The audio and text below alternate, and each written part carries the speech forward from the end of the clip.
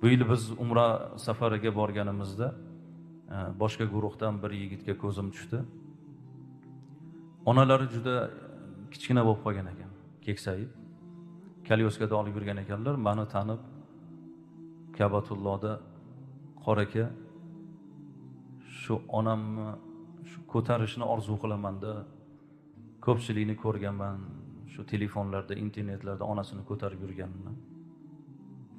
Ko'taring, oling, ko'taring. Keyin kalyoskasini bir joyga qo'ydi-da, onajon dedi, iltimos, meni shu dunyoda bitta armonim, keling shu sizni Ka'batullohda men yelkamda ko'tarib tavof qilay.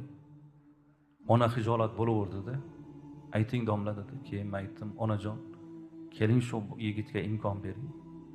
Kalyoskani oldiga borib o'tirdi, ona bolani orqasidan yelkasidan ushladi.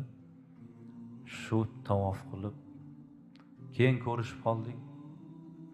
Umrimda bunaqa huzurni tuymaganman. To'g'ri charchadim. Oyoqlarim og'ridi. Qiynaldim, lekin huzur qildim. Onamni ko'tarib Ka'bani tavof qildim. Yelkamda onam ko'zlarida yosh bilan duv-duv yig'lab, bolam, Xudo sendan rozi bo'lsin. Men sendan roziman. Onamni yelkamda ko'tarib duolarini oldim. Ka'batullohni oldida. Murodimga yetdim, qora ketib yig'laganini ko'rsangiz u yigit. Shuning uchun azizlar, bu ulug' fazilat. Ota-onasini ulug'lash, xizmatini qilish, ayniqsa o'rnini topib, joyini topib rozi qilish, bu juda katta bir fazilat.